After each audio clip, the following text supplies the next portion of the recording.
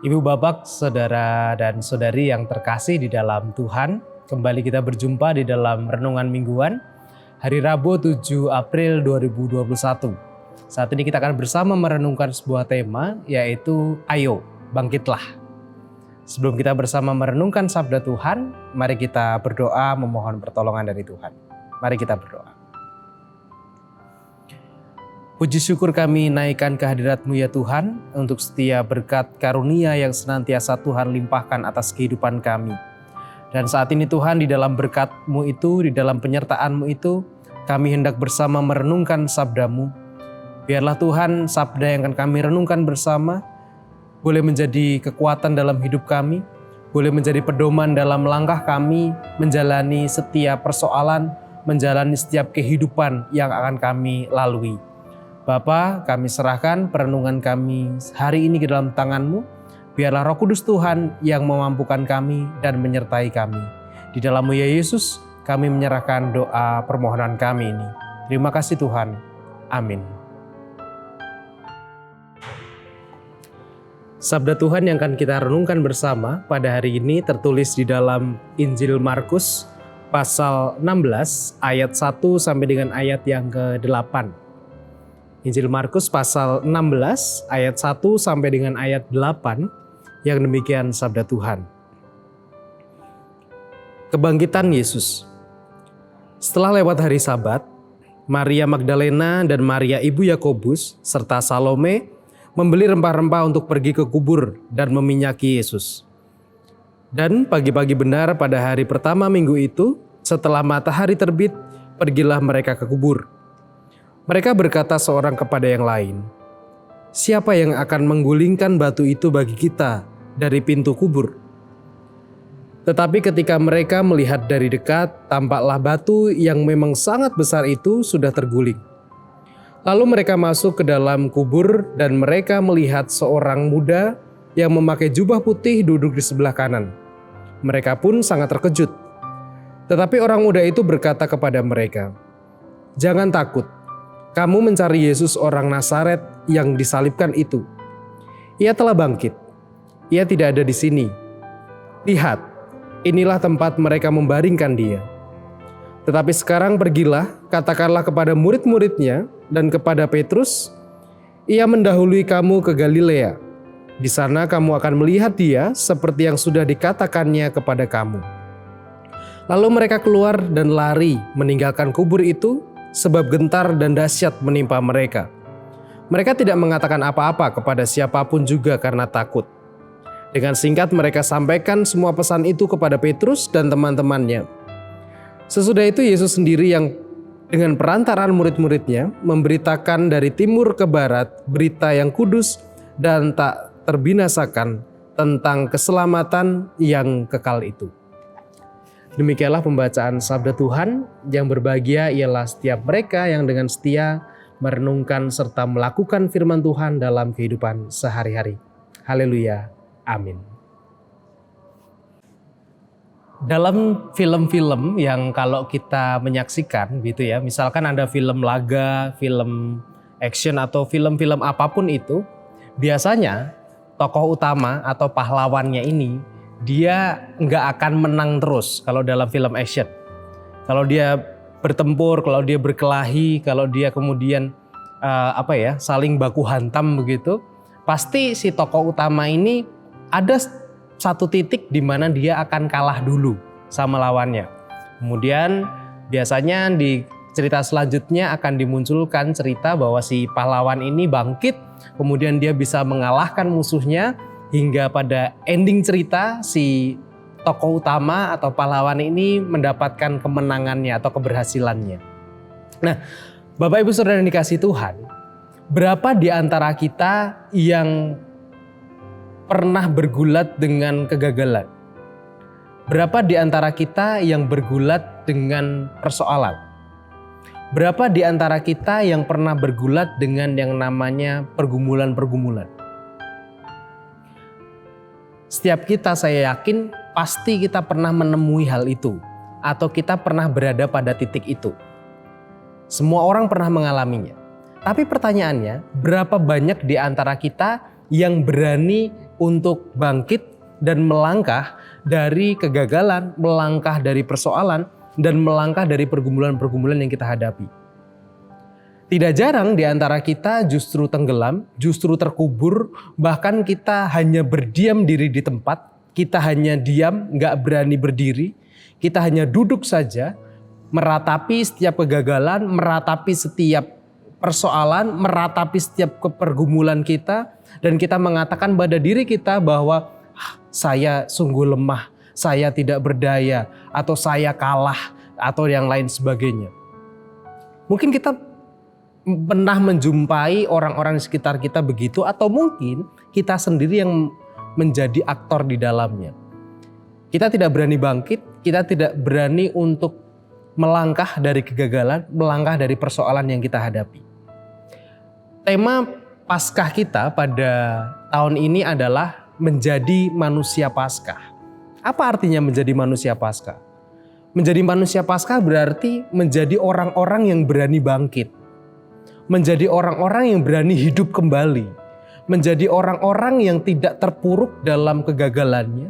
Menjadi orang-orang yang tidak terpuruk dalam pergumulannya. Tetapi menjadi orang-orang yang berani berdiri dari keterjatuhannya. Menjadi orang-orang yang berani berlari. Meskipun pada satu titik ia kelelahan, ia bahkan kehabisan tenaga, tetapi ia tidak berhenti di situ. Pelan-pelan ia akan mencoba lari lagi, ia akan mencoba jalan lagi. Itulah manusia Paskah. Dan manusia Paskah yang kita jumpai juga di dalam momen Paskah itu juga menunjukkan hal yang sama, yaitu Kristus. Kristus menjadi satu bentuk gambaran bagaimana ia tidak menyerah, ia tidak kalah, dan ia tidak ditenggelamkan dan dikuburkan oleh kematian, oleh kegagalan, oleh penderitaan dan pergumulan yang ia lalui di jalan pelayanannya. Tetapi pada akhirnya ia berani bangkit. Ia bangkit, ia dibangkitkan, ia bisa bangkit. Dan kita sebagai manusia Paskah juga harus melakukan hal yang sama. Oleh karena itu, ayo bangkitlah. Ayo mari bangkit dari setiap keterpurukan kita. Ayo mari bangkit bersama-sama dari setiap persoalan yang kita hadapi. Dari berbagai, mungkin saat ini kita merasakan kesedihan yang mendalam oleh karena banyak alasan.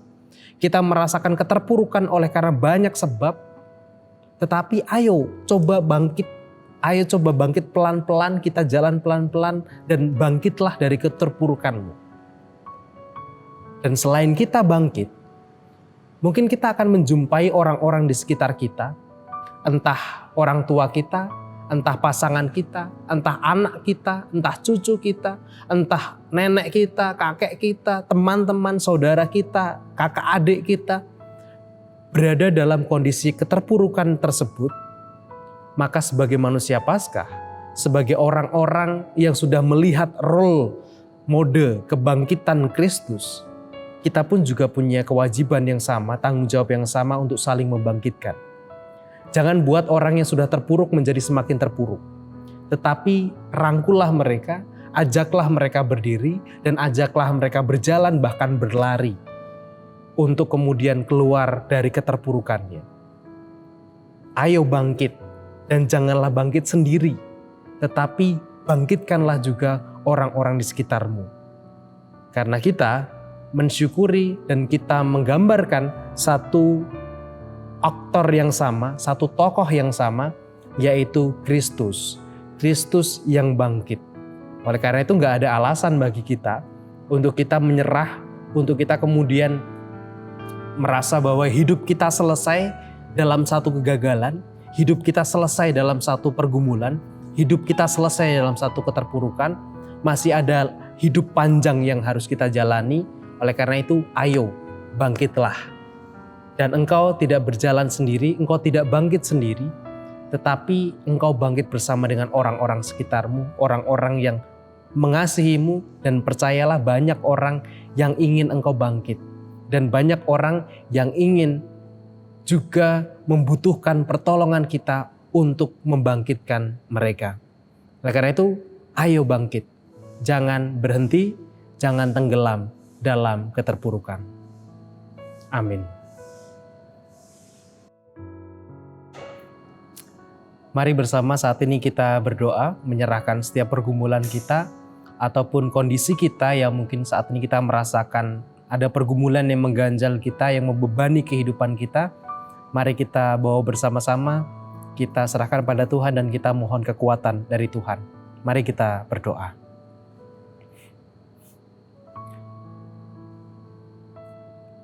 Bapa di dalam surga, dalam menjalani kehidupan kami Tuhan, kami tidak hanya berjumpa dengan kesenangan, tetapi seringkali kami juga berjumpa dengan berbagai kegagalan dan keterpurukan. Dan seringkali Tuhan juga kami menyerah, kami pasrah, dan kami tidak mau berjuang lagi ketika kami menjumpai kegagalan kami. Namun saat ini Tuhan, kami belajar satu hal, bahwa kebangkitan-Mu juga membawa semangat bagi kami. Bahwa kami memiliki DNA untuk tidak menyerah. Kami memiliki darah untuk tidak terpuruk, untuk tidak terkubur di dalam keterpurukan kami. Tetapi Engkau menjadi darah kebangkitan bagi kami. Orang-orang yang mau bangkit dari keterpurukannya, orang-orang yang mau bangkit dari kegagalannya, dan orang-orang yang mau bangkit dari persoalan dan pergumulannya. Bapa, kami serahkan setiap kehidupan kami dengan rupa-rupa persoalan yang kami hadapi, dengan rupa-rupa pergumulan yang mungkin saat ini menenggelamkan kami, yang membuat kami begitu terpuruk di dalam kesedihan. Tapi kami mohon Tuhan, kiranya kasih-Mu yang juga menguatkan kami. Dan ajarlah kami untuk hadir satu dengan yang lain, membangkitkan satu dengan yang lain, sehingga kami dan setiap orang-orang di sekitar kami boleh bangkit bersama-sama untuk melanjutkan kehidupan kami, untuk terus memperjuangkan kehidupan kami. Ya Bapa, saat ini kami secara terkhusus berdoa menyerahkan untuk saudara-saudara kami, secara khusus di NTT dan juga di sekitarnya Tuhan, yang saat ini masih juga dalam keadaan keterpurukannya oleh karena bencana banjir bandang yang saat ini sedang mereka rasakan Tuhan. Bapa, kami serahkan saudara-saudara kami ini ke dalam tangan-Mu. Biarlah Tuhan memberkati mereka, Tuhan yang hadir di dalam setiap kesedihan mereka, di dalam setiap pergumulan, di dalam setiap keterpurukan yang saat ini mungkin masih mereka rasakan. Dan untuk setiap kehilangan yang mereka alami Tuhan, biarlah Tuhan berikan penghiburan, Tuhan berikan kekuatan bagi mereka. Dan gerakkanlah kami Tuhan, sadarkanlah kami bahwa kami pun harus juga membangkitkan mereka. Ajar kami Tuhan untuk mengulurkan tangan kami, ajar kami untuk mengulurkan pertolongan kami bagi saudara-saudara kami ini. Sehingga kami pun boleh ikut memikirkan atau juga berkontribusi di dalam kehidupan dan kebangkitan saudara-saudara kami di Nusa Tenggara Timur dan sekitarnya. Bapa, juga kami berdoa untuk saudara-saudara kami di daerah-daerah yang lain yang saat ini juga mungkin merasakan bencana berbagai hal yang mereka hadapi. Kiranya Tuhan juga berkenan menolong mereka, memberkati mereka, dan juga pakailah kami Tuhan sebagai saluran berkat Tuhan bagi saudara-saudara kami. Bapa, kami saat ini juga menyerahkan untuk setiap problem kami bersama di tengah pandemi ini Tuhan. Untuk problem-problem apapun itu yang kami hadapi, biarlah Tuhan senantiasa menolong kami untuk kami bangkit dari persoalan-persoalan kami. Bapa, kami saat ini juga berdoa bagi saudara-saudara kami, bagi orang tua kami yang dalam keadaan fisik semakin menurun oleh karena usia yang semakin tua. Kami menyerahkan untuk Ibu Rusmiati Buyung, Ibu Sarno, Ibu Tugira Sariman, Ibu Tijemangun Sentono, Bapak Siswa Prayitno, Bapak Saharun, Ibu Esther Subianto, Ibu Joyo Pawiro, Bapak Sadal Paulus, Bapak Christian Dauribu, Bapak Elias Sariman, Ibu Mardi Utomo, Ibu Wagina Paijo, juga untuk Bapak Ibu kami yang lain yang tidak dapat kami sebutkan satu persatu. Kiranya Tuhan juga berkenan menolong mereka, memberikan semangat kehidupan bagi mereka Tuhan, meskipun dalam usia yang semakin tua, meskipun dalam fisik yang semakin rapuh, tetapi kami mohon biarlah semangat kehidupan boleh terus Tuhan berikan kepada mereka, dan keberserahan mereka Tuhan, biarlah hanya digantungkan pada nama-Mu saja.